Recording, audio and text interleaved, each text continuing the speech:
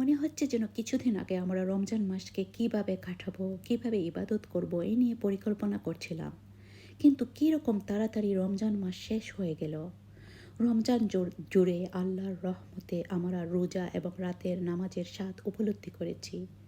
আমরা কোরআন তেলাওয়াত এবং আল্লাহর জিকিরের মাধ্যমে আমাদের মৃত হৃদয়কে পুনরুজ্জীবিত করেছি। আমরা আল্লাহর সাথে কথা বলার প্রশান্তিতে আচ্ছন্ন হয়েছি এবং রাতের শেষাংশে তার ক্ষমা চাওয়ার শান্তি অনুভব করেছি। রমজান এসেছিল এবং এত দ্রুত আমাদের ছেড়ে চলে গেছে। এই পৃথিবীতে আমাদের জীবন কত দ্রুত যাচ্ছে, তাই রমজান মাস আমাদের জন্য প্রশিক্ষণের মাস। বছরের অন্যান্য মাসে আমাদের মুখোমুখি হওয়া চ্যালেঞ্জগুলির জন্য কিভাবে আমাদের প্রস্তুত করা উচিত, রমজান মাস আমাদেরকে এই শিক্ষাই দেয়। রমজান মাসে করা সমস্ত ভালো কাজ এবং অনুশীলন এখন বন্ধ করা উচিত নয়। পরিবর্তে আমাদের এটি সমস্ত মাস জুড়ে চালিয়ে যাওয়া উচিত। রমজান আমাদের জন্য প্রতিদিন হওয়া উচিত। আমার প্রিয় ইসলাম ধর্মের ভাই ও বোনেরা, আমরা এই মাসে শিখেছি কীভাবে আমাদের পরিবার, আমাদের সন্তান, আমাদের ভাই বোন এবং আমাদের বন্ধু বান্ধবদের সাথে ব্যবহার করতে হবে। রমজান মাসে যখন কেউ রাগান্বিত হয়ে বলে, আমি তোমার সাথে তর্ক করতে চাচ্ছি না, আমি রোজা রাখছি, আমাদের অন্যান্য মাসেও তাই করা উচিত। রমজান মাসে আমাদের নেক আমল কবুল হওয়ার অন্যতম নিদর্শন হলো রমজানের পরও আমাদের আমল ও নেক আমলে অবিচল থাকতে হবে।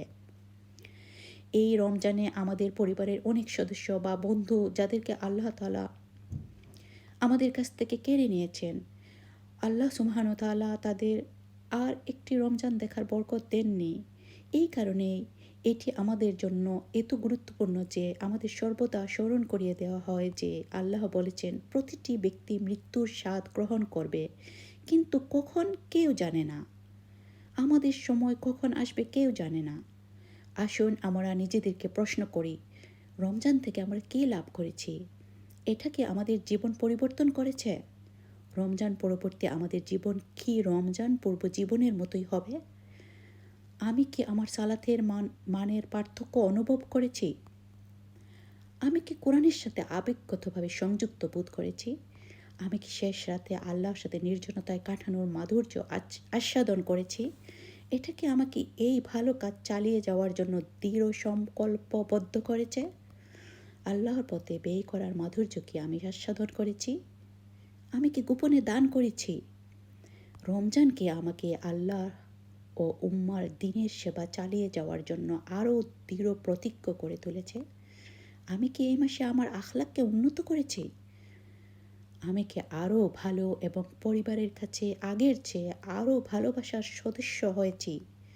রমজানে যে চোখ ও জিহ্বার গুনাহ ত্যাগ করলাম, এটা কি বজায় রাখার জন্য আমি কী পদক্ষেপ নিতে যাচ্ছি?